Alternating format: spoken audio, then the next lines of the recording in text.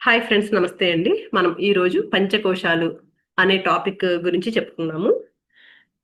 ఈ పంచకోశాలు అంటే ఇవి మనిషి యొక్క అసలు స్వరూపమైన ఆత్మను కప్పి ఉంచే 5 పొరలు. వీటిని 5 తొడుగులు అని కూడా అనొచ్చు. మనము నేను అని అనుకుంటాం కదా, ఇది నేను, ఇది నాది అని అలా అనుకుంటాం కదా. ఇవన్నీ కూడా ఏంటంటే ఈ కోశాల వల్లే. కానీ అసలు నేను అనేది వీటన్నింటినీ దాటి ఉన్న ఆత్మ. దాని ఇమేజ్ ఒకసారి చూపిస్తానండి. నేను పంచకోశాలు అని దాని ఇమేజ్. పంచకోశాలు అనేవి అన్నమయ కోశము, ప్రాణమయ కోశము, మనోమయ కోశము, విజ్ఞానమయ కోశము, ఆనందమయ కోశము అండి. మయ అంటే సంస్కృతంలో తయారు చేయబడింది అని అర్థము. చూడండి, అన్నమయ కోశము అంటే అన్నంతో తయారు చేయబడింది కాబట్టి దీన్ని అన్నమయ కోశము అని అంటారు.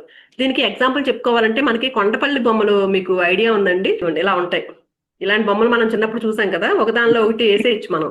అంటే మన ఆత్మ పైన ఈ పంచకోశాలు కూడా ఏంటంటే ఇలా అనమాట, ఒకదాని మీద ఒకటి తొడుగు. మనకు పైకి ఏం కనిపిస్తుంది? భౌతిక శరీరం ఒకటే మనకి పైకి కనిపిస్తుంది, కానీ దాని లోపల ప్రాణమయ కోసము, మనోమయ కోసము, విజ్ఞానమయ కోసము, ఆనందమయ కోసము ఇవన్నీ ఉంటాయి మన లోపల. కానీ మనకి ఏంటంటే మన భౌతిక కళతో మనం ఏం చూడగలుగుతున్నామంటే ఒక అన్నమయ కోశాన్ని మాత్రమే చూడగలుగుతున్నాం మనము. దీనికి ఎగ్జాంపుల్ చెప్పుకోవాలంటే ఇప్పుడు కొండపల్లి బొమ్మ చూసాం కదండి, అలాగా ఇంకొకటి ఉల్లిపాయ.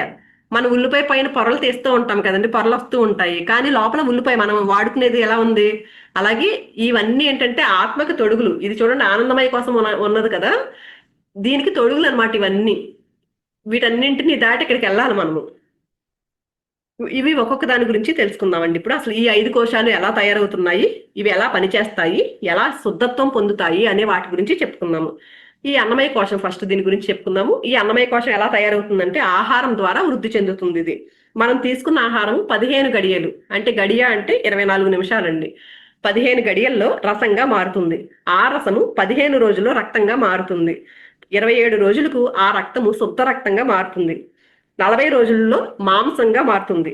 52 రోజులకి మేధస్సుగా మారి 64 రోజులకి ఎముకగా మారి తర్వాత 21 రోజులకి ఎముక మజ్జ తయారవుతుంది.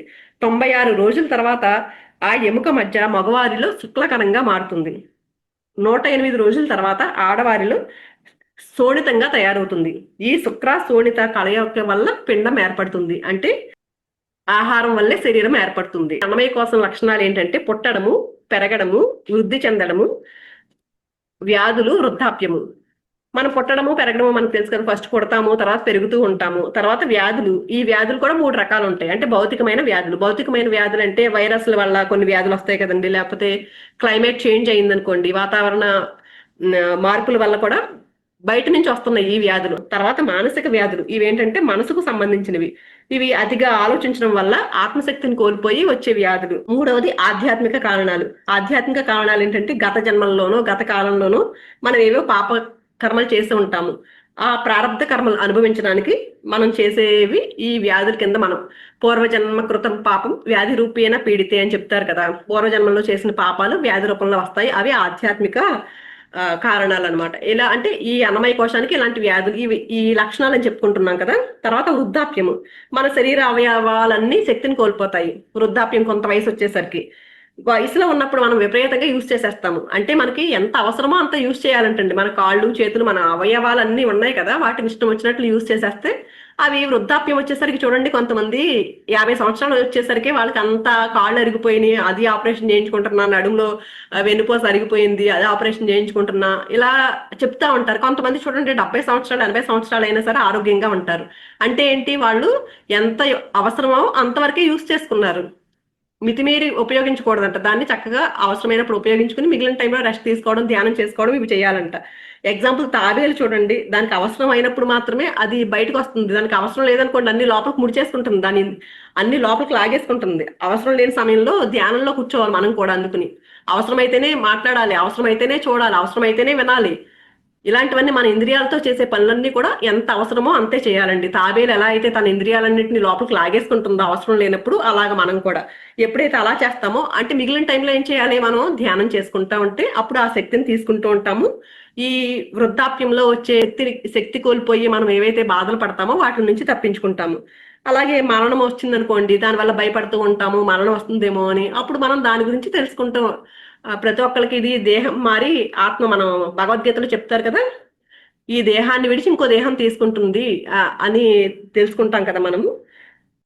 మన శరీరానికి ఏం చేయాలి? మనం తగినంత ఆహారం తీసుకోవాలి, శారీరక శ్రమ చేయాలి, తగినంత నిద్రపోవాలి శరీరాన్ని కాపాడుకోవడానికి. అన్నమయ కోశాన్ని మనం నిరంతరము ఆకలి దప్పికలు, అనారోగ్యము, భావోద్వేగాలు ఇవన్నింటి ద్వారా మనందరము అనుభూతి చెందుతూనే ఉంటున్నాము. అదొకటే మనకు కనిపిస్తుంది, మిగిలినవేవి మనకి కనిపించట్లేదు. మనం ఎలాంటి ఆహారాన్ని తీసుకోవాలి? ఈ అన్నమయ కోశం ఆరోగ్యంగా ఉండాలంటే తామసిక ఆహారము, అంటే తామసిక ఆహారం అంటే నాన్ వెజ్, కుళ్ళిపోయిన పాడైపోయిన ఆహారం తీసుకున్నాం అనుకోండి, రోగాల బారిన పడే ప్రమాదం ఉంది. అలాగే రాజసిక ఆహారం అంటే ఘాటైన మసాలాలు ఇవన్నీ తిన్నా కూడా ఆరోగ్యానికి హాని చేస్తుంది. కానీ ఎప్పుడైతే సాత్విక ఆహారము అంటే ఏంటంటే ఫ్రెష్ ఫ్రూట్స్, ఫ్రెష్ వెజిటబుల్స్ ఎప్పుడైతే తింటూ ఉంటామో మన ఆరోగ్యాన్ని, అన్నమయ కోశాన్ని ఆరోగ్యంగా ఉంచుకోగలుగుతామండి. అన్నం లేకపోతే కృషించి మరణిస్తారు. మనకి చూడండి కొంతమంది అంటే ఈ అన్నమయ కోశం ఆహారం ద్వారానే పోషించబడుతుంది. అన్నం లేకపోతే కృషించి మరణిస్తారు. ఎగ్జాంపుల్ చెప్పుకోవాలంటే కొంతమంది మనం హాస్పిటల్లో ఉన్నారనుకోండి, ఎవరు చనిపోయే ముందు అంటారు కదా, 4 రోజుల నుంచి ఆహారం లేదు అసలు, లేకపోతే 10 రోజుల నుంచి ఆహారం లేదు, ఇంకేముంటారు, అందుకే పోయే ముందు అసలు లోపలికి ఆహారమే వెళ్ళలేదు, ఇంకేముంటుంది అని అనుకుంటాం కదా మనము. అంటే ఆహారం ద్వారా పోషింపబడుతుంది ఈ అన్నమయ కోశము. ఎప్పుడైతే మనము ఈ సాత్విక ఆహారం తీసుకుంటూ ఉంటామో మన లోపల ఉన్న అణువులు, కణాలు, రక్తము అన్ని శుభ్రంగా ఉంటాయి. అందుకని పైపర్ను జాగ్రత్తగా ఉంచుకోవాలంటే ఈ సాత్విక ఆహారాన్ని మనం తీసుకోవాలి. ఎప్పుడైతే ఆ సాత్విక ఆహారాన్ని తీసుకుంటామో జన్మ, జర, వ్యాధి, మరణ దుఃఖాల నుంచి బయటపడతాము ఈ సాత్విక ఆహారాన్ని తీసుకుంటూ దాన్ని శుద్ధంగా ఉంచుకున్నప్పుడు. తర్వాత రెండవది ప్రాణమయ కోసము. కర్మేంద్రియాలు పంచ ప్రాణాలతో తయారు చేయబడింది ఈ ప్రాణమయ కోశం అనేది. మనం రోజు ఉచ్ఛ్వాస నిశ్వాసాలు తీసుకుంటాం కదా, ఆ ఉచ్ఛ్వాస నిశ్వాసాలు తీసుకోవడం ద్వారా, శ్వాస తీసుకోవడం ద్వారా మనం ప్రాణశక్తిని తీసుకుంటున్నాము. మనం తీసుకునే ప్రాణశక్తి అంటే ప్రతిరోజు శ్వాసిస్తేనే కదా మనం ప్రాణం ఉంది అనుకుంటాం. ప్రాణం ఎప్పుడు ఉంటుంది? శ్వాస తీసుకోవడం ఆగిపోయినప్పుడు మన ప్రాణం పోయినట్లే కదా. అంటే శ్వాస తీసుకోవడం ద్వారా మనం ఏమవుతుందంటే అక్కడ ఈ శ్వాస అనేది మనం ప్రాణశక్తి లోపలికి తీసుకుంటున్నాం శ్వాస ద్వారా. ఆ ప్రాణశక్తి 5 వాయువులు విడిపోతుందంటండి. ఏంటంటే ప్రాణ, అపాన, ఉదాన, సమాన, వ్యాన అని 5 వాయువులుగా విడిపోతుంది మనం తీసుకునే శ్వాస. అవి ఎలా మనకి ఉపయోగపడుతున్నాయంటే, ప్రాణవాయువు ఏం చేస్తుందంటే మన ఉచ్ఛ్వాస నిశ్వాసాలు తీసుకోవడానికి ఉపయోగపడి అది మనకి ప్రాణశక్తిని అందిస్తుంది ఈ ప్రాణవాయువు. రెండోది అపాన వాయువు, విసర్జన అంటే మూత్ర విసర్జన, మల విసర్జనకి ఉపయోగపడుతుంది అపాన వాయువు. ఉదాన వాయువు మన మనస్సుకి సంకల్ప వికల్పాలు చేసుకోవడానికి ఉపయోగపడుతుంది. తర్వాత సమాన వాయువు, ప్రాణ అపాన వాయువులు చెప్పుకున్నాం కదా మనం, వాటిని బ్యాలెన్స్ చేస్తూ మనం తీసుకునే ఆహారాన్ని జీర్ణం చేస్తూ ఇంకా హార్మోన్ ని బ్యాలెన్స్ లో ఉంచడానికి ఉపయోగపడుతుందండి సమాన వాయువు. వ్యాన వాయువు ఏమో మన శరీరం అంతా వ్యాపించి ఉంటుంది, మనకి శీతోష్ణాలు కలిగిస్తూ ఉంటుంది, రక్త ప్రసరణ క్రియని సమంగా చూసేలాగా చూస్తుంది ఈ వ్యాన వాయువు. ఇవే కాకుండా ఉపవాయువులు కూడా ఉన్నాయంటండి. మొత్తం 49 వాయువులు ఉన్నాయంట. ఈ 5 ఏంటంటే చాలా ముఖ్యమైన వాయువులు. ఇవి కాకుండా మొత్తం అన్ని కలిపి ఉపవాయువులు అన్ని కలిపి 49 వాయువులు ఉన్నాయంటండి. ఇవన్నీ ఏంటంటే మనం త్రేణికి వస్తుంది మనకి, లేకపోతే అరిగింది అనుకోండి బ్రేవ్ అని ఒక శబ్దం వస్తుంది కదా, అది కనురెప్పలు మనకి మూసుకోవడం, తెరుచుకోవడము, లేకపోతే తుమ్ము రావడము, ఆవలింతలు రావడము, ఇవన్నీ కూడా ఇలాంటివి మనకు తెలియకుండా జరిగిపోతూ ఉంటాయి. మనకు తెలిసి చేయం కదండి, ఏం చేసినా తుమ్ము రావడము ఇలాంటివి ఏమైనా మనకు తెలియదు కదా, ఆటోమేటిక్ గా వచ్చేస్తూ ఉంటాయి కదా.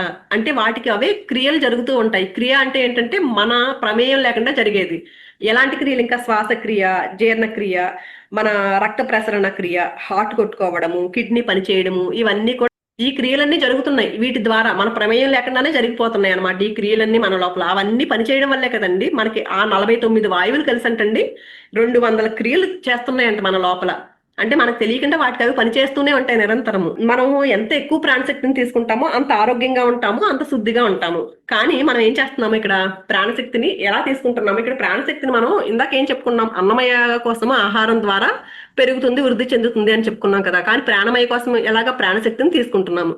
మనం ఎంత ప్రాణశక్తిని తీసుకుంటున్నామో ఇది చెప్పుకున్నాము. మనకి కావాల్సిన శక్తిని శరీరం ఆహారం ద్వారా తీసుకుంటుంది, నిద్ర ద్వారా తీసుకుంటుంది. కానీ అది ఎంత తీసుకుంటుంది అంటే 10% మాత్రమే. ఆహారం నుంచి 10%, అలాగే నిద్ర నుంచి 10% మాత్రమే తీసుకుంటుంది. కానీ ఒక్క నిమిషం ఇంకో షేర్ చేస్తాను. విశ్వం నుంచి వచ్చే శక్తి ఎంత ఉంటుందంటే ఎంతో శక్తి ఉందంటండి, అపారమైన శక్తి.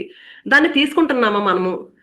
తీసుకుంటే మరి ఆహారం తీసుకోకపోతే నీరసం వచ్చేస్తుంది, మనకి నిద్రపోకపోతే నీరసం వస్తుంది. ఎందుకు నీరసం వస్తుంది అంటే మనం ఈ శక్తిని తీసుకోవట్లేదు.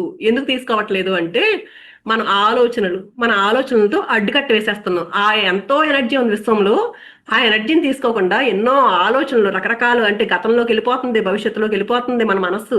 వెళ్ళిపోయి ఏం చేస్తుంది, నిరంతరము ఆలోచనలే, భయాలు, బాధలు, కోపాలు, ద్వేషాలు, ఇవన్నిటితో చూడండి మనసు పైనుంచి విశ్వశక్తి వస్తుంది. కానీ ఇక్కడ ఏం చేస్తుంది, ఇవన్నీ చూడండి, యాంగర్, ఫ్యూచర్, పాస్ట్, డోంట్, నాకు అదొద్దు, నాకు ఇదొద్దు, ఇలా ఉండాలి, నాకు భయము, ఇవన్నిటిని, కోపము, మన భావోద్వేగాలన్నీ నిండిపోయి ఉన్నాయి ఆలోచనలు. ఇక్కడ ఏం చేస్తుంది, విశ్వశక్తిని అడ్డుకుంటున్నాయి అనమాట. ఇవి లోపలికి వెళ్ళనివ్వట్లేదు. వెళ్ళనివ్వకపోయేసరికి మనం శక్తి తీసుకోలేకపోతున్నాము. అలా అడ్డుకట్ట వేసేస్తున్నాం అనమాట మనం. ఆ విశ్వశక్తిని లోపలికి రానివ్వకండి. ఇప్పుడు ఇద్దరు మాత్రమే పూర్తిగా విశ్వశక్తిని తీసుకుంటున్నారంటండి. ఎవరు ఆ ఇద్దరు అంటే, ఒక యోగి, ఒక చిన్నపిల్లవాడు.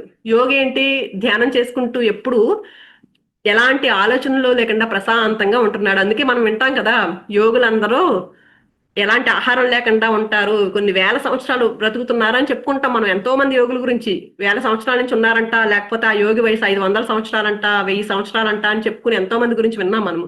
ఎందుకు వాళ్ళు ఉంటున్నారు అంటే, వాళ్ళు ఎలాంటి ఆలోచనలు ఏమీ లేకుండా ఈ ప్రాణశక్తి విశ్వం నుంచి ఏదైతే వస్తుందో ఆ ప్రాణశక్తిని పూర్తిగా తీసుకుంటున్నారు. కాబట్టి వాళ్ళ ఆహారం కూడా లేకుండా జీవించగలుగుతున్నారు. ఆహారము నీరు లేకుండా జీవించారు అని చెప్పుకుంటున్నాం. ఎందుకు జీవించారు వాళ్ళు అంటే, ఇలాంటివి ఏమీ లేవు వాళ్ళ మెదడులో, అందుకని వాళ్ళు ఉంటున్నారు. అలాగే ఒక చిన్న పిల్లవాడు, వాడికి మనసు ఏర్పడట్లేదు కదా, ఎలాంటి ఆలోచన లేకుండా చాలా స్వచ్ఛంగా ఉంటున్నాడు.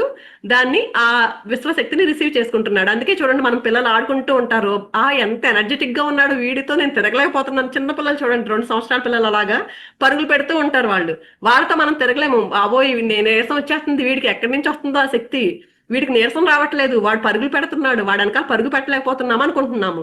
ఎందుకు అంటే, వాడికి అంత శక్తి ఎక్కడి నుంచి వచ్చింది అంటే, వాడికి ఇలాంటి బాధలు ఏమీ లేవు, ఎలాంటి భావాలు లేవు, ఇలా అడ్డుకట్టలు వేసుకోవట్లేదు. మనం చూడండి, బ్రహ్మరంధ్రం దగ్గర సాఫ్ట్ గా ఉంటది చిన్నపిల్లలకి. కొంచెం కొంచెం పెద్ద అయ్యేసరికి వాడు కూడా ఏం చేస్తున్నాడు, మనం చుట్టూ తల్లిదండ్రులు, చుట్టూ ఉన్న వాళ్ళంతా వాళ్ళ నమ్మకాల్లో వీడిని కూడా లాక్కొచ్చేస్తున్నారు. ఆ నమ్మక వ్యవస్థల్లోకి వెళ్ళిపోయి వాడు కూడా కొంచెం పెద్ద అయ్యేసరికి వాడు కూడా ఇదంతా నింపేసుకుని ఇక్కడ ఈ ప్రాంతాన్ని ఏం చేస్తున్నాడు, అప్పటి వరకు సాఫ్ట్ గా ఉంది కదా, ఏం చేస్తున్నాడు, దాన్ని వాడికి కూడా మూసేసుకుంటున్నాడు. మనం కూడా ఏంటంటే ఇక్కడ దీన్ని మూసేసుకున్నాం. చిన్నప్పుడు ఎలా ఉంది, సాఫ్ట్ గా, మనం చిన్నపిల్లల్ని చూడండి, ఆ ప్లేస్ ఎలా ఉంటది, బ్రహ్మరంధ్రం దగ్గర మెత్తగా ఉంటది, కొంచెం పెద్ద అయ్యేసరికి గట్టిపడిపోతుంది. అది అంటే ఆలోచనలతో దాన్ని మూసేస్తున్నాం అనమాట. అది మనకి ప్రాణశక్తిని అందించే మార్గాన్ని మూసేసి మనం ఆ శక్తిని తీసుకోలేకపోతున్నాము. శక్తిని తీసుకోలేకపోయేసరికి ఏమవుతుంది, మన ఆహారం ద్వారా, దీని ద్వారా మాత్రమే శక్తి వస్తుంది మనకి. ఆ శక్తి సరిపోతుందా మనకి, సరిపోవట్లేదు. ఎక్కడి వరకు ఉంటుంది ఆ శక్తి, కేవలం మన దైనందిక కార్యక్రమాలు, ఏదో మాట్లాడుతూ ఉంటామో, ఏదో చూస్తూ ఉంటాం, ఏదో వింటూ ఉంటాం, ఇలా అన్నీ ఉన్నాయి కదండి. మనం ఏమి చేయకపోయిన ఆలోచనలతో కూడా ఎంత ఎనర్జీ డ్రైన్ అయిపోతుందో, ఇలా చేసుకుంటూ మన ఎనర్జీని అంతా అలా దైనందిక కార్యక్రమాలు సరిపోక మనకి వ్యాధులకి అవకాశం ఉందండి. ఎప్పుడైతే ఆ శక్తి సరిపోయింది అనుకోండి, భౌతిక శరీరానికి ఎలాంటి అనారోగ్యం ఉండదు. కానీ ఆ ఉన్న శక్తి ఆ కొంచెం తీసుకుంటున్నాం మనం, ఆహారం నుంచి కొంచెము, నిద్ర నుంచి కొంచెం శక్తి తీసుకుంటున్నాము. ఏ రోజు కార్యక్రమాలకు అదే సరిపోతుంది. కొన్ని సార్లు బాగా రియాక్ట్ అయిపోయామనుకోండి, ఎవడో ఏదో అన్నాడని చెప్పేసి ఆ కొంచెం శక్తి కూడా వేస్ట్ అయిపోతుంది. వేస్ట్ అయ్యేసరికి నీరసాలు, అనారోగ్యాలు వస్తున్నాయి మనకి. ఎప్పుడైతే మనమండి ఇలాంటి సరికాని భావాలు పోగొట్టుకుని ఆ ప్రాణశక్తిని రిసీవ్ చేసుకుంటూ ఉంటామో, ఈ ప్రాణశక్తిని రిసీవ్ చేసుకోవాలంటే ఏం చేయాలి, ఆలోచనలు లేని స్థితిలోకి రావాలి. ఆలోచనలు లేని స్థితి ఎప్పుడు వస్తుంది, ధ్యానం చేసుకుంటే మాత్రమే వస్తుంది. ఈ రోజు రాకపోయినా ప్రతి రోజు సాధన ఎప్పుడైతే చేస్తూ ఉంటామో ఆ ధ్యానంలో ఆలోచనలు లేని స్థితిలోకి వెళ్తాము. ఎంత ఎక్కువసేపు ఆలోచన లేని స్థితిలో ఉంటామో అంత ఎక్కువ ప్రాణశక్తిని రిసీవ్ చేసుకుంటాము. అందుకే మనకి ధ్యానం చేసినప్పుడు అనారోగ్యాలు తగ్గుతాయి అంటారు. ఎందుకు తగ్గుతాయి అంటే, ఇక్కడ ఎనర్జీని పూర్తిగా తీసుకున్నప్పుడు ఆ ఎనర్జీతో మొత్తం ఇవంతా అన్నమయ్య కోసం కూడా నిండుతుంది. అంటే ఒకదానికొకటి కనెక్టే ఉన్నాయండి ఇవన్నీను. మనకి ఎనర్జీ లేదనుకోండి, ఏమవుతుంది, శరీరంలో ఉన్న బ్లాక్స్ 2,72,000 నాడులు ఉన్నాయి మన శరీరంలో. ఆ నాడులన్నీ ఈ ప్రాణశక్తితో నిండిపోతూ ఉంటాయి. ఎప్పుడైతే మనం దీన్ని అడ్డుకట్టేసేసాం కదా, పైన అడ్డుకట్టేసేసరికి ఎక్కడికక్కడ అవన్నీ బ్లాక్ అయిపోతాయండి.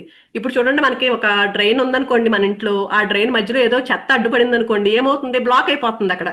మళ్ళీ మనం యాసిడ్ పోసో ఇంకేదేదో పోసి అప్పుడు దాన్ని క్లియర్ చేస్తాం. మనం ఆ చెత్తను క్లియర్ చేసినప్పుడే మళ్ళీ కిందకి వెళ్తుంది కదండి.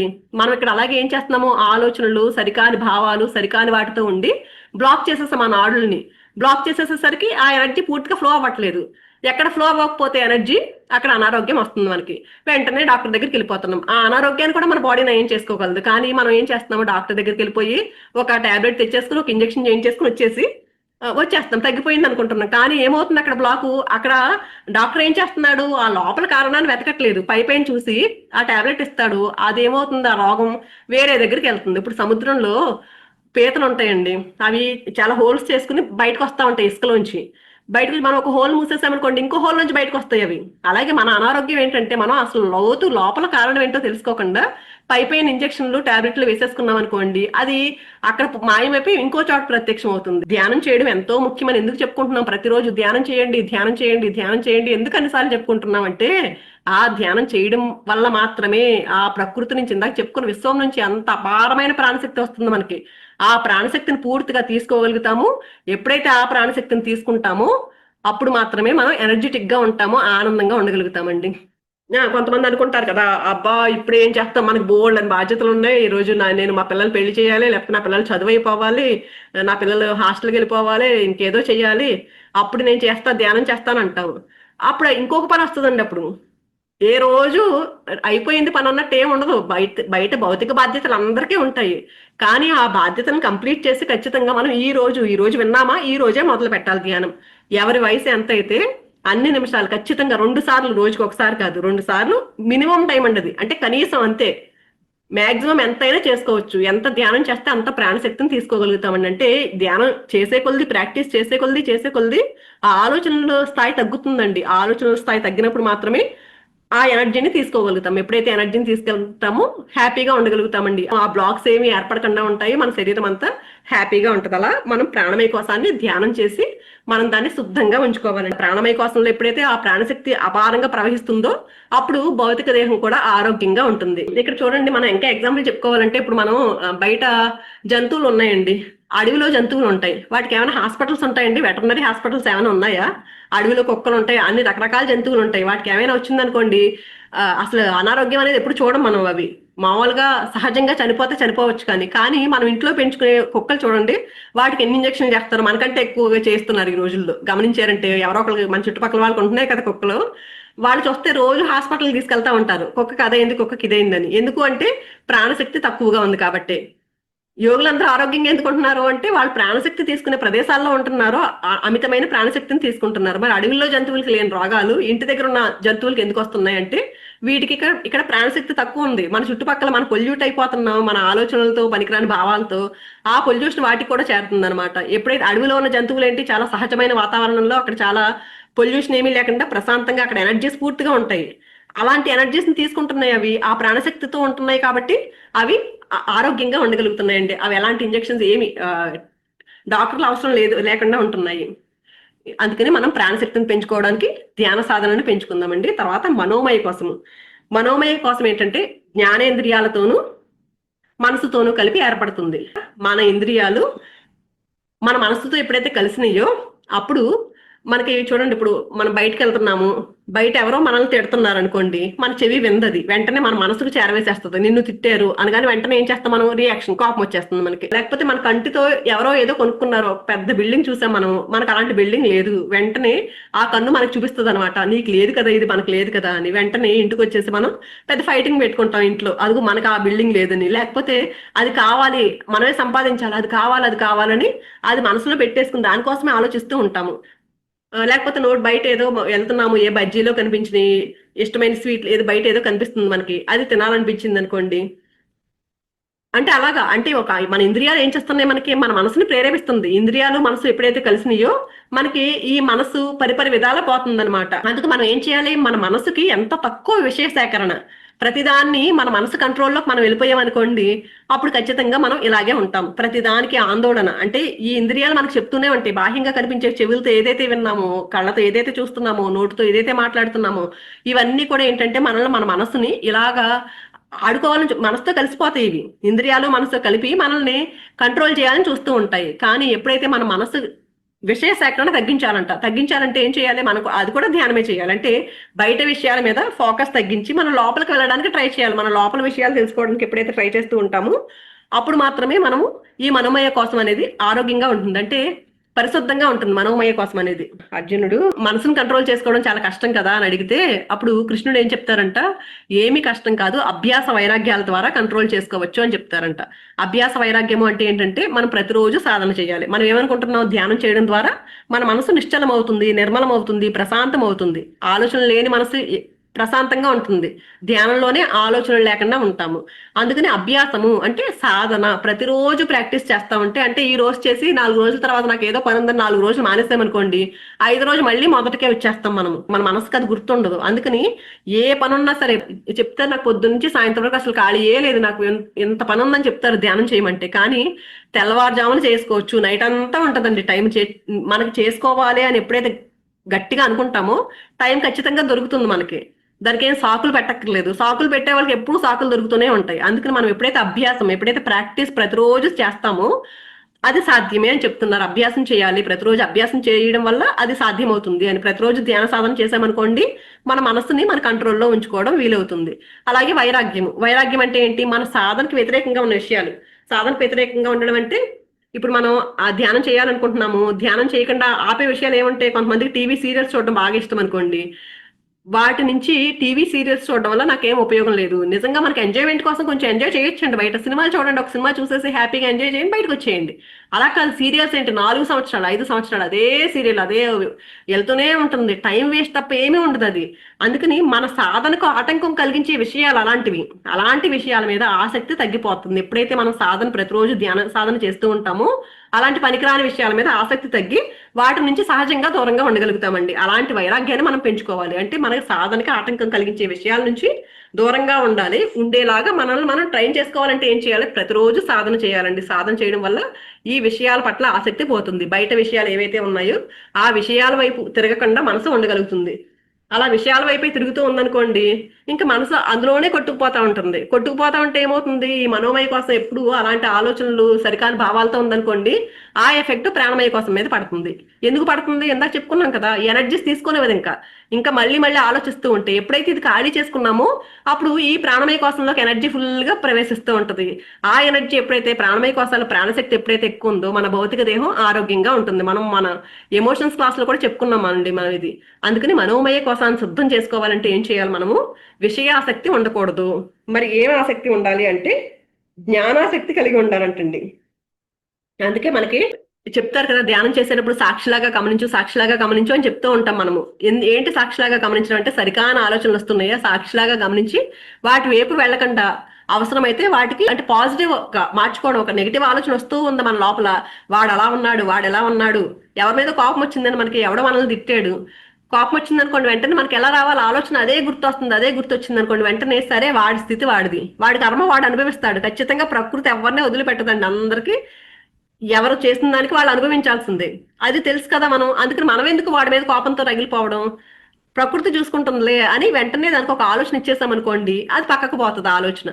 అలా మనకి ఏదైతే ప్రతిరోజు ఆ సాక్షిగా ఎప్పుడు గమనిస్తూ ఎప్పుడైతే ఉంటామోనండి, ఇలాంటి ఆలోచనల నుంచి బయటపడి ఆ మనోమయ కోసంలో ధ్యానంలో కూర్చుని మనం ఆ సాక్షిలాగా, అంటే ధ్యానం కాదు మామూలుగా ఆలోచన, ప్రతిసారి ధ్యానంలో కూర్చుంటే ఒక గంటే కూర్చున్నామండి, మిగిలిన 23 గంటలు ఉన్నాయి కదా, ఒక 8 గంటలు నిద్రకు తీసేసిన మిగిలిన టైం అంతా కూడా ఎప్పుడైతే సాక్షిలాగా ఉంటూ ఉంటామో, మన ఆలోచనలు ఎలాంటి ఆలోచనలు వస్తున్నాయో గమనిస్తూ ఉంటామో.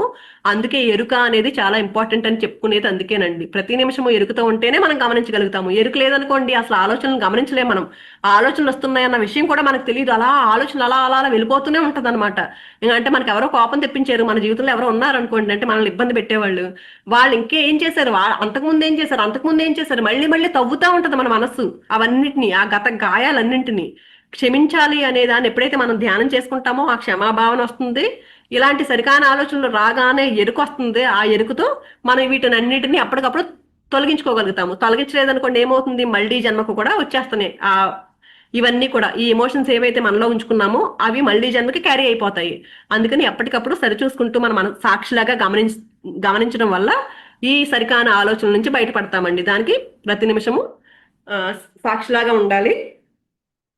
అలాగే అక్కర్లేనివన్నీ ఎప్పుడైతే ఆపేస్తామో మన శక్తి వృధా కాకుండా ఉంటుంది. అంటే పనికిరాని ఆలోచన చేయడం మానేసామనుకోండి, ఆలోచన చేయడం వల్ల ఎంతో శక్తి వృధా అయిపోతుందండి. చూడండి, మనకి ఎప్పుడైనా ఒక సడన్ గా మనకి బాధాకరమైనది న్యూస్ విన్నాం అనుకోండి, వెంటనే అప్పటి వరకు ఎంతో హుషారుగా ఉంటాము, ఒకేసారి డల్ అయిపోతాం. ఈ ఎనర్జీ అంతా అయిపోయినట్టు అనిపిస్తుంది. వెంటనే తలనొప్పి వచ్చేసింది, నాకు ఆ నొప్పి వచ్చింది అంటారు అందరూ. ఎందుకు అంటే అక్కడ ఎనర్జీ అంతా నిమిషంలో డ్రైన్ అయిపోతుందండి. అందుకని సరికాని వాటి గురించి ఆలోచించి, సరికానివి అక్కర్లేనివి ఆలోచించడం మానేస్తే ఎనర్జీని సేవ్ చేసుకున్న వాళ్ళం అవుతామండి. అందుకని మనోమయ కోసం శుద్ధంగా ఉంచుకోవాలంటే ఏం చేయాలి అంటే, మనము మన మనసుకి సరైన విషయాల్ని పంపించాలి, సరైన విషయాల్ని స్వీకరించేలా చూడాలి. సరికాని విషయాలు వచ్చినాయి అనుకోండి, వెంటనే ఒక చిన్న పిల్లాడిని మన ఇంట్లో ఉన్నాడు అనుకోండి, వాడు సరికాని పనులు చేస్తే ఏం చెప్తున్నాం మనం? తప్పు నాన్న, అలా చేయకూడదని చెప్తున్నాం కదా. అలాగే మన మనసుని నిరంతరము గమనించుకుంటూ ఉండి, దాన్ని సరికాని ఆలోచనలు వచ్చినప్పుడు ఇలా కాదు అని మనకు మనమే చెప్పుకోవాలి. ఎందుకంటే బయట నుంచి ఎవ్వడికి తెలియదు మన మనసులో ఎలాంటి ఆలోచనలు చేస్తున్నామో అనేది. మనం మాత్రమే దాన్ని పట్టుకోగలుగుతాము.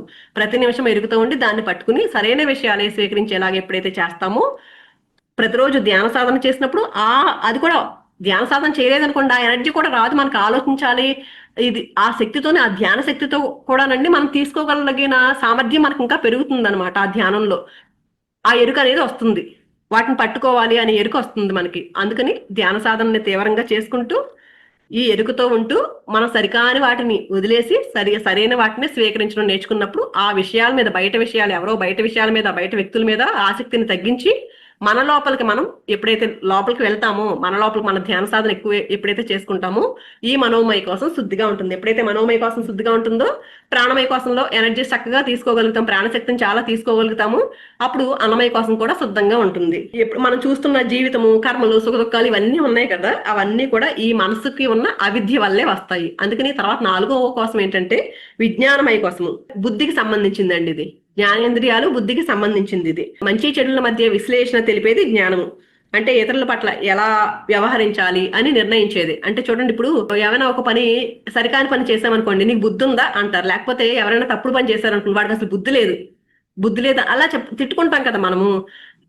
లేకపోతే మనల్ని మనమే ఒక్కొక్కసారి కొన్ని కొన్ని పనులు చేసిన తర్వాత, బాబోయ్ ఏంటి ఇంత బుద్ధి లేని పని చేశాను అనుకుంటాం మనం. అంటే ఆ బుద్ధి ఈ జ్ఞానేంద్రియంలో అనమాట. ఆ బుద్ధి జ్ఞానేంద్రియాలు ప్రపంచంలో మనం చేసే ప్రతి కార్యక్రమాన్ని దీంతోనే చేస్తాము. ఎప్పుడైతే సరైన బుద్ధి ఎప్పుడు ఉంటుంది, సరైన జ్ఞానం ఉన్నప్పుడు ఆ సరైన బుద్ధితో మనం పనులు చేయగలుగుతాము. ఏ పని చేయాలన్నా సరే ఈ బుద్ధి అనేది పని చేయాలి మనకి. బుద్ధి వికసించిన వాళ్ళని ఏమంటాము? కొంతమంది చూడండి, రిటార్టెడ్ పిల్లలు ఉంటారు కొంతమంది, వాళ్ళకి అసలు తినాలని కూడా తెలియదు, ఏం చేయడము ఏమీ తెలియదు కదా. కానీ మనం ఏంటంటే, జ్ఞానం తెలియక ముందు, ధ్యానం చేసుకోక ముందు ఎలా ఉంటాం? పరిమిత బుద్ధితో ఉంటాము. ఎవరైనా మనల్ని తిట్టారు, ఇందాక ఎగ్జాంపుల్, ఎవరైనా ఏమైనా అన్నారనుకోండి, వెంటనే రియాక్ట్ అయిపోతూ ఉంటాము. ఎప్పుడైతే ఆ జ్ఞానంతో ఉంటామో, సరే అనేసి ఆ క్షమాగుణం అనేది వచ్చేస్తుంది. ఆ బుద్ధి ఎప్పుడైతే ఉంటుందో ఆ గుణాలు పెరుగుతాయి అనమాట. ఆ జ్ఞానంతో ఉన్నప్పుడు ఆ బుద్ధి సరిగ్గా పనిచేయడం మొదలు పెడుతుంది.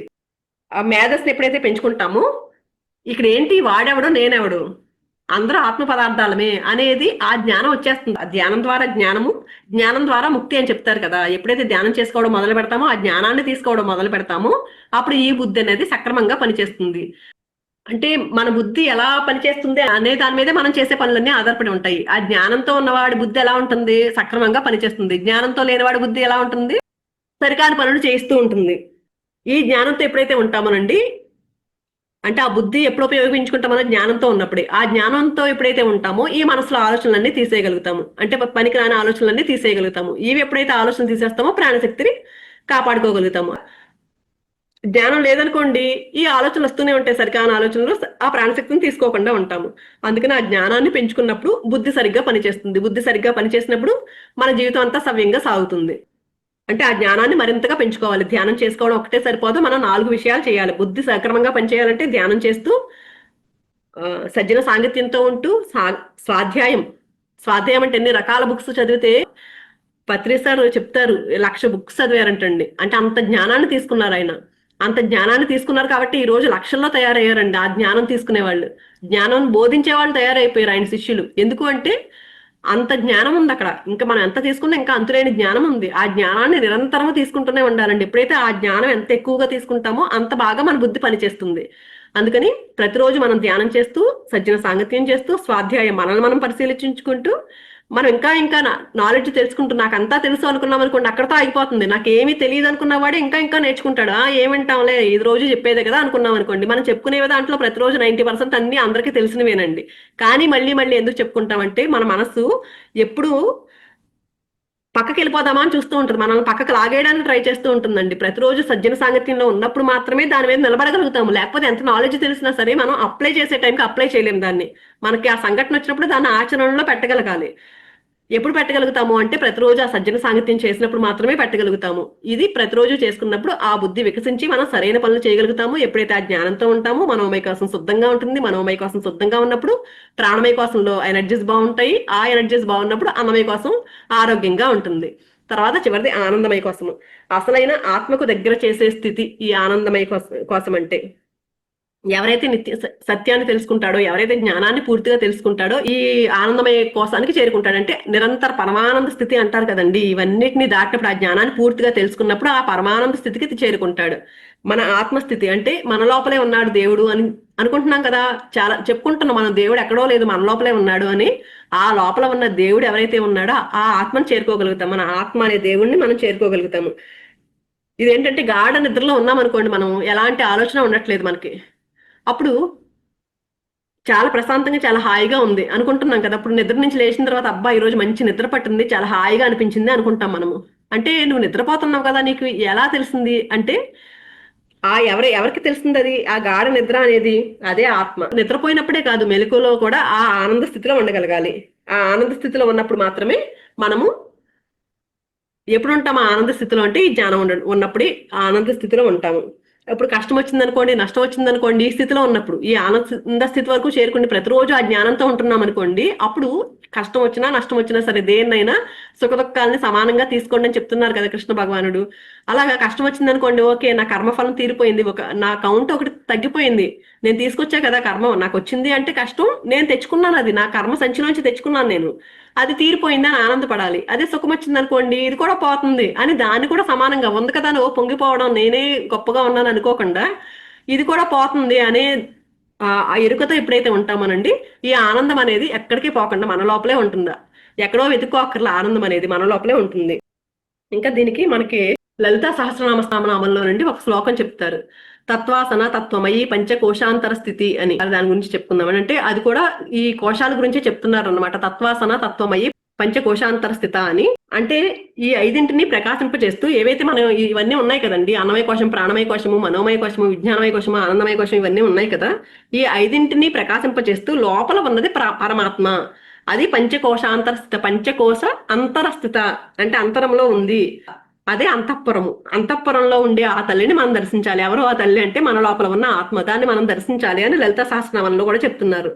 అంటే ఏంటంటే ఇక్కడ అంతరము అంటే మధ్యలో ఉన్నది అని అర్థము. అంటే అన్నమయ, ప్రాణమయ, మనోమయ, విజ్ఞానమయ, ఆనందమయ కోశాలు, వీటి మధ్యలో ఉన్నది ఏంటి, మనోమయ కోసం కదండి. మధ్య కోసమైన మనస్సుతోనే మనం సాధన చేయాలంట. మనోవాచామ గోచర అని ముందు నామాల్లో చెప్పారు కదా, అప్పుడు చెప్తున్నారు మనస్సుతో సాధన చేయాలి అని చెప్తున్నారు. అంటే ఈ మాట విన్నప్పుడు మనసు మనకు దొరకదు కదా, మనసుతో సాధన చేయడం ఏంటి, మన మనసు మన కంట్రోల్లో ఉండదు కదా అనుకుంటాం కదా. సంస్కారం లేని మనసు అంటే జ్ఞానం లేదనుకోండి, జ్ఞానం లేని మనస్సు దాని మీద దృష్టి పెట్టలేదు. కానీ ప్రతిరోజు ధ్యాన సాధన ఎప్పుడైతే చేస్తామోనండి, అప్పుడు ఆ విశ్వాసంతో ఆ ఆలోచనతో సాధన చేసినప్పుడు మనసుకు సంస్కారం వస్తుందంటండి. ఆ సంస్కారం ఎవరికైతే దొరుకుతుందో, ఆ మనసును ఎవరైతే కంట్రోల్లో ఉంచుకుంటారో, ఆ కంట్రోల్లో ఉంచుకున్న వాళ్ళకి ఈ అమ్మ దొరుకుతుందంట. ఎవరంటే మన లోపలే ఉన్న ఆ లలిత అమ్మ కూడా దొరుకుతుందంట. అంతర్ముఖ ప్రజ్ఞ కలిగిన మనస్సుకి దొరుకుతుంది అమ్మవారు. ఆ ప్రజ్ఞకి వెళ్ళడమే దివ్యత్వము, ఆ ప్రజ్ఞ లేకపోవడము పశుత్వము. అక్కడికి మనం చేరగలిగితే అది పంచకోశాంతర, ఆ మనోమయ కోశంలోంచి దాన్ని పట్టుకోగలము. కాబట్టి పంచకోశాంతర స్థిత అని దీనికి అర్థం అంటండి. చూడండి, అంటే అన్నిట్లోనూ అదే చెప్తున్నారు, మన లోపల ఉన్న ఆత్మను పట్టుకోవడమే మనం చేయాల్సింది అని. ఇంకా దీనికి ఒక చిన్న స్టోరీ చెప్పుకుందామండి. భృగు అనే ఒక ఋషి తన తండ్రి వరుణుడు దగ్గరికి వెళ్ళి ఇలా అడిగాడంటండి, నాకు బ్రహ్మం అంటే ఏంటో వివరించండి అని అడిగాడంట. కానీ వరుణుడు ఏమనుకున్నాడంటే, ప్రతి ఒక్కరు మనం అనుకుంటాము ఏదో పక్కన వాళ్ళు చెప్తే వాళ్ళ ద్వారా వినేద్దాం కాదు, మనం కూడా దాన్ని అనుభవపూర్వకంగా తెలుసుకున్నప్పుడు అది మన జ్ఞానం అవుతుందంటండి. మనం ఎప్పుడైతే ఆచరిస్తూ ఉంటామో అది మన జ్ఞానం అవుతుంది. అందుకు తండ్రి ఏం చేశాడంట, అన్నము, ప్రాణము, కళ్ళు, చెవులు, మనస్సు, మాట ఇవన్నీ బ్రహ్మమే అని చెప్పాడంట. నిజానికి ఇవేమీ బ్రహ్మం కాదు, బ్రహ్మాన్ని తెలుసుకోవడానికి సహాయపడే సాధనాలు మాత్రమే ఇవన్నీ.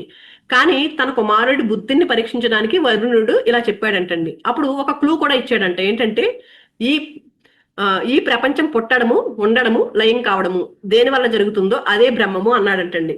అంటే బ్రహ్మం యొక్క లక్షణాలు కూడా చెప్పాడు అనమాట. ఏంటంటే అవి ప్రారంభము లేదు, అంతము లేదు, ఇంక దేని మీద ఆధారపడదు, ఇది ఎప్పటికీ మారదు. అలాంటిది దాని గురించి నువ్వు తెలుసుకో, సాధన చేసి తెలుసుకో అని చెప్పాడంటండి. సాధన చేసి తెలుసుకోమంటే అప్పుడు సాధన చేశాడంట కొన్ని రోజులు. చేసేసరికి ఒకటి తట్టిందంట. అంటే ఆహారం లేదు, ఆహారం లేకపోతే నీరసం వస్తుంది అతనికి. అప్పుడు ఆలోచించి అన్నం వల్లనే శరీరం ఏర్పడుతుంది, అన్నం వల్లే శరీరం పెరుగుతుంది, చివరికి శరీరం మట్టిలో కలిసిపోతుంది, అందుకు అన్నమే బ్రహ్మము అనుకున్నాడంటండి. అనుకుని కానీ మళ్ళీ వెంటనే డౌట్ వచ్చిందంట. ఏంటి, అన్నానికి కూడా కారణం ఉంది కదా, అంటే అన్నం దేనికి ఆది అంతం ఏమీ లేదని చెప్పారు కదా బ్రహ్మం అంటే, కానీ అన్నానికి కారణం ఉంది, అందుకని ఇది బ్రహ్మం ఎలా అవుతుంది అని అనుకున్నాడంట. అనుకుని మళ్ళీ సాధన చేయడం మొదలు పెట్టాడంట. కొన్ని రోజులు సాధన చేసిన తర్వాత ప్రాణం లేకపోతే శరీరం పనిచేయదు, జీవం ఉండదు, అందుకని ప్రాణమే బ్రహ్మ అనుకున్నాడంటండి. కానీ మళ్ళీ డౌట్ వచ్చిందంట, ప్రాణానికి కూడా కారణం ఉంది కదా అని. తర్వాత మూడో దశలో ఏమనుకున్నాడంటే, ఇంకా సాధన చేయడం మొదలు పెట్టిన తర్వాత మనసు వల్ల ఆలోచనలు వస్తాయి, ఆలోచనల వల్లే మనిషి పనులు చేస్తాడు, కర్మల వల్లే శరీరం పొందుతాడు, అందుకని మనస్సే బ్రహ్మ అనుకున్నాడంట. మళ్ళీ డౌట్ వచ్చిందంట, మనసుకు బ్రహ్మ కాదు అనుకుని మళ్ళీ డౌట్ వచ్చి ఇంకా లోతుగా తపస్సు చేశాడంటండి. మనస్సు కంటే బుద్ధి అంటే విజ్ఞానము సూక్ష్మము, ఇది నిర్ణయాలు తీసుకుంటుంది, అందుకని విజ్ఞానమే బ్రహ్మము అనుకున్నాడంట. కానీ ఈ బ్రహ్మంతో ఇది కూడా సరిపోలేదు. ఇంకా చివరి దశ ఆనందము. ఇంకా మరింత తపస్సు చేసి తెలుసుకున్నాడంటండి, ఆనందమే బ్రహ్మము అని. ఎందుకంటే ఈ ప్రపంచం అంతా ఆనందం నుంచే పుట్టింది, ఆనందంలోనే ఉంటుంది, ఆనందంలోనే లీనమవుతుంది, ఆ నిజమైన తృప్తి ఆనందంలోనే ఉంటుంది అని తెలుసుకున్నాడంటండి.